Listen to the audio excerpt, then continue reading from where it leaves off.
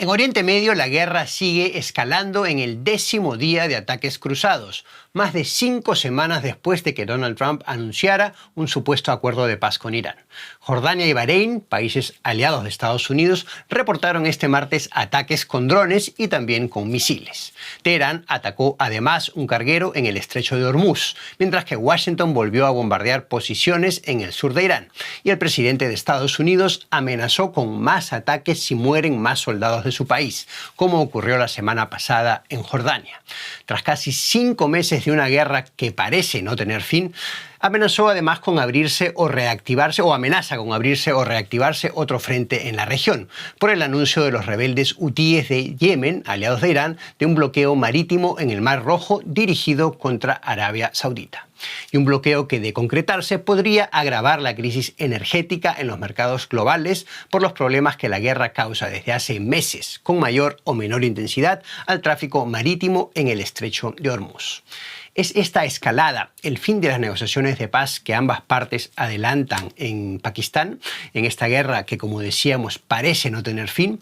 Ese es nuestro tema hoy, martes 21 de julio de 2026, aquí en este programa DW Actualidad en Análisis. Mi nombre es Isaac Risco y hoy volveré a conversar con Luciano Zácara, politólogo y experto en asuntos de Oriente Medio, que conecta con nosotros, como es habitual, desde Doha, en Qatar. Luciano, buenos días. Te doy la bienvenida a este programa otra vez. Lo decíamos ahora, son 10 días de ataques cruzados, con Irán atacando otra vez a varios países de la región, países aliados de Washington. ¿Estamos esta vez ante una escalada que puede salirse de control o se mantendrá esa guerra de baja intensidad de la que hemos hablado en las últimas semanas? ¿Cuál es tu valoración? ¿Cuál es tu impresión?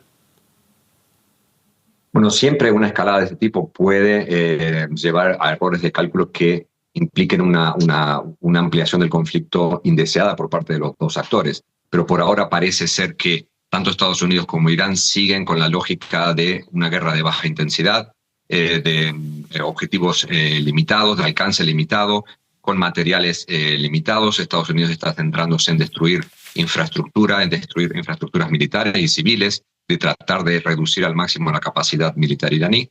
E Irán está tratando de seguir demostrando que puede alcanzar a Estados Unidos en cualquier lugar de la región, desde Omán hasta Jordania, y que justamente demostrar que su capacidad militar, a pesar de haber sido disminuida, sigue estando suficientemente intacta como para poner en peligro tanto a las fuerzas norteamericanas como para poner en jaque a la economía regional y mundial. Pero no veo por ahora que ninguno de los dos está interesado en llevar esta guerra a una nueva escalada incontrolable o una guerra total que incluya incluso la invasión de Irán por parte de Estados Unidos.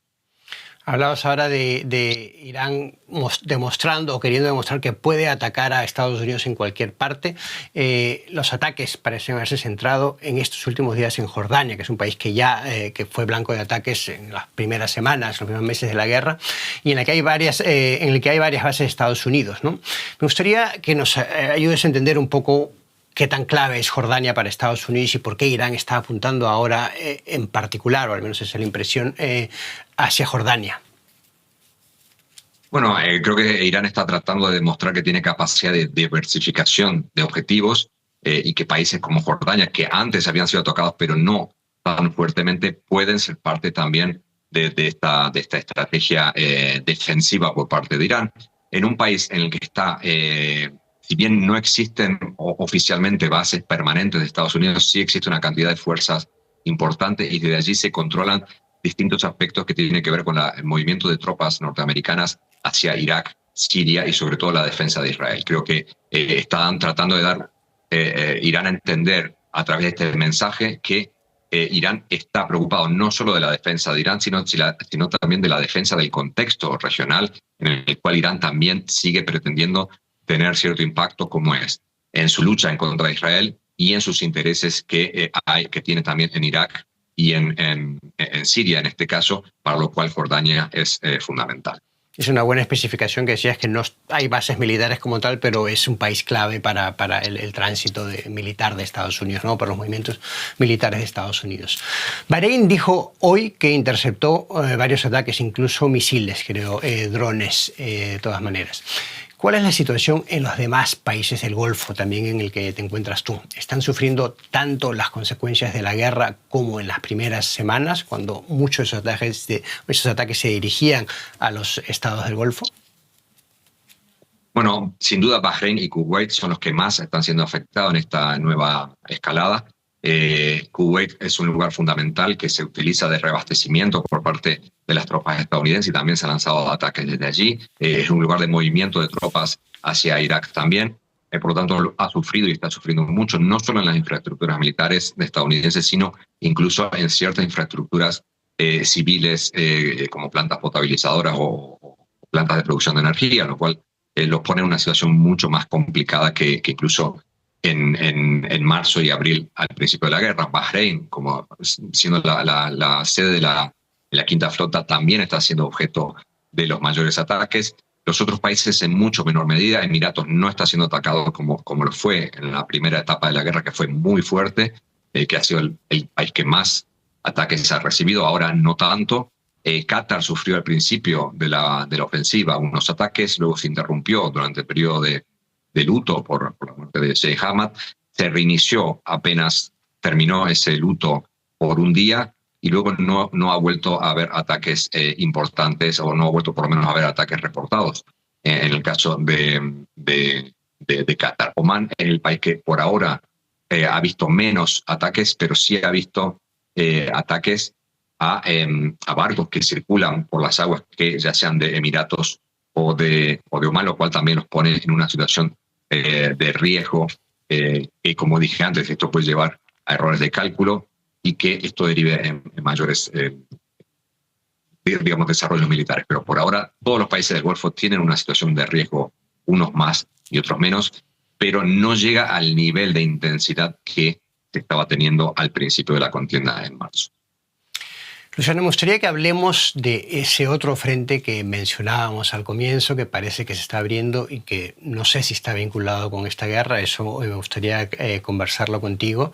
Un frente que quizá tampoco nunca estuvo cerrado del todo, el de los hutíes en Yemen. Los rebeldes hutíes han anunciado que van a bloquear el Mar Rojo para Arabia Saudita, como represalia por lo que ellos llaman un asedio contra la capital de Yemen, ¿no? Sanaa. ¿Qué tanta relación tiene ese conflicto entre Arabia Saudita, que viene de atrás, ¿no?, con los hutíes, y con la guerra de Irán? Bueno, tiene una relación directa. Quizá se ha reabierto otra dinámica que había estado paralizada durante muchos años. La tregua o la normalización entre Irán y Arabia Saudí firmada en el 23 hizo que la guerra entre los Houthis y Arabia Saudí se redujera o entrara en una fase de resolución que se mantuvo más o menos estable hasta que otra vez Yemen ha empezado a bloquear el estrecho de Bab el-Mandeb, lo que puso también a Arabia Saudí en una situación delicada. Eso más o menos se mantuvo hasta la actualidad, pero esta nueva escalada entre Estados Unidos e Irán ha hecho que se reabran viejas heridas, sobre todo porque Irán también piensa que controlar el estrecho de Hormuz no es lo único que pueden hacer, sino también a través de los Houthis demostrar que tienen capacidad para influir también en otros estrechos, en otras situaciones complicadas para la navegación principalmente de hidrocarburos al resto del mundo desarrollado. Por lo tanto, esa reactivación ha vuelto a poner a Arabia Saudí en una situación en la que tienen que garantizar que el estrecho de Bab el-Mandeb sigue abierto, y esto lo ha vuelto a enfrentar directamente a los huthíes. Los huthíes, junto con Hezbollah y otras milicias en Irak, son las fichas que Irán puede movilizar de vez en cuando, puede intentar movilizar de vez en cuando. A lo largo de estos últimos 2 años lo ha hecho, a veces con éxito, a veces sin mucho éxito, y los huthíes han demostrado que tienen capacidad de generar situaciones de congestión en el estrecho de Bab el-Mandeb, incluso de llegar a Israel en caso de ser necesario. Por lo tanto, es una pieza clave en este tablero de influencias y de conflicto regional que Irán ha tratado de utilizar y que ha generado también situaciones conflictivas con Arabia Saudí, que nunca ha terminado de cerrar esa herida abierta que tienen a partir de lo que ha pasado o viene pasando desde hace casi 15 años en la península arábiga. Era un punto interesante ese que mencionaba, de que es otra posible palanca para Irán cerrar ese estrecho de Mandeb o Bab el-Mandeb para agravar la situación energética, de suministro energético y ganar así una carta más en la guerra, ¿no? Contra Estados Unidos. Mencionabas que el estrecho se había cerrado en efecto en 2023 o había tenido al menos perturbaciones para el tránsito marino, ¿no? Entonces los hutíes lo cerraron en solidaridad con los palestinos, ¿no? Como respuesta a la guerra de Gaza. ¿Cuál es tu valoración? ¿Qué tantos problemas podría generar ahora ese posible cierre de ese estrecho si lo sumamos a los problemas que existen ya en Hormuz de manera continua, con mayor o menor intensidad desde febrero? Bueno, ya vimos los inconvenientes que se generaron en el 23 y 24 a partir de esa manera de presionar a la comunidad internacional, de presionar a Israel, que obligó a Estados Unidos, a Inglaterra y otros países a intervenir directamente, incluso con una resolución de Naciones Unidas para garantizar la libertad de paso en el estrecho, y que generó una guerra prácticamente entre Estados Unidos y los Houthis, que luego fue parcialmente cerrada por una tregua que se firmó con Trump. Esto evidentemente fuerza mucho más a Estados Unidos a diversificarse, a tener tropas o a tener presencia militar en el estrecho de Hormuz y en el estrecho de Bab el-Mandeb, lo cual genera una disrupción logística para Estados Unidos, teniendo en cuenta que tiene que mantener el esfuerzo de guerra en los dos lados, y también agrega mucha presión política a Estados Unidos, porque más continúa esta guerra, más puntos de fricción existen, no solo para Estados Unidos, sino para el resto de la comunidad internacional, que exige que estos conflictos se solucionen, porque cada vez que se cierra uno de los dos estrechos, el precio del petróleo sube, el precio de los seguros suben, el precio de los transportes marítimos suben, el tiempo que se tiene que tomar para poder dar la vuelta debajo de Sudáfrica para llegar a Europa, genera una situación en el tráfico marítimo mucho más importante. Y esto es resultado directo a la confrontación directa que está teniendo Estados Unidos e Irán, que evidentemente no viene únicamente, y esto hay que recordarlo, de la disputa nuclear entre Estados Unidos e Irán, sino que viene como resultado de una guerra que se empezó en el octubre del 2023 y que ha ido encadenando distintas situaciones, como la caída del régimen de Assad, la guerra entre Hezbollah e Israel, y que todo forma parte de un mismo paquete, de una manera de hacer política, de una política exterior, tanto de Israel, de Estados Unidos e Irán, que chocan y que, si no es solucionada de una manera global, vamos a seguir siendo testigos de este tipo de enfrentamiento en Yemen, en Gaza, en Cisjordania, en Líbano y en el estrecho de Hormuz y en todo el Golfo, mientras no se sienten los actores principales a resolver políticamente qué es lo que se puede hacer en la región. Vamos a cerrar justamente con esa pregunta, esas negociaciones que empezaron en Pakistán y que hasta ahora no parecen haber llegado a buen puerto, como indican toda esta escalada o estas continuas escaladas de las últimas semanas, ¿no? Pero entiendo que hoy mismo los iraníes se reunieron con los intermediarios en Pakistán por la esperanza de que esta negociación siga en pie. ¿Cuál es tu valoración? ¿Tú crees que hay perspectivas de que estas negociaciones lleguen aún a buen puerto? No sé si a buen puerto, pero sí pensando en un posible alto el fuego temporal. Al menos creo que existen esperanzas. Creo que nadie está interesado en una guerra permanente y a gran escala. Ninguno está preparado para esto. Irán no puede aguantar años una contienda por el estilo, pero Estados Unidos y la comunidad internacional tampoco. Por lo tanto, soluciones parciales se pueden encontrar, altos del fuego temporales se pueden alcanzar. Lo que pasa es que corremos el riesgo de que esto sea una situación endémica, en el cual tengamos soluciones parciales que duren un mes o unas semanas y posteriormente volvamos a tener episodios de violencia esporádicos en distintos escenarios, porque cada actor ya perdió el miedo a utilizar la fuerza cada vez que quiere demostrar que tiene razón o cada vez que quiere imponer una condición en las negociaciones a largo plazo. Y esto creo que va a seguir durante meses, si no años, pero es posible que haya un alto el fuego para que cada uno pueda recalibrar cuál es su situación.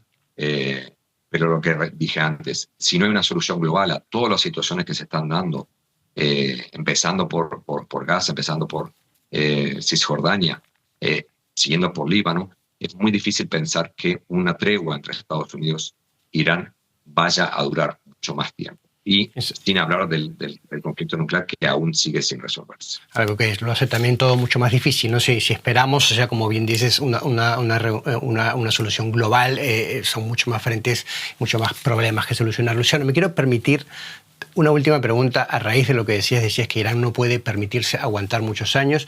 Sabemos que Estados Unidos tiene un poco el panorama o el horizonte electoral por delante. Trump no quiere seguir perdiendo popularidad para su partido de cara a las elecciones de medio mandato de noviembre, también por el malestar que hay en su movimiento político, ¿no? MAGA. Pero ¿cuál es la situación de Irán? ¿Sabemos algo más? ¿Qué capacidad tiene de aguantar? ¿Cuánto más puede aguantar en estas circunstancias?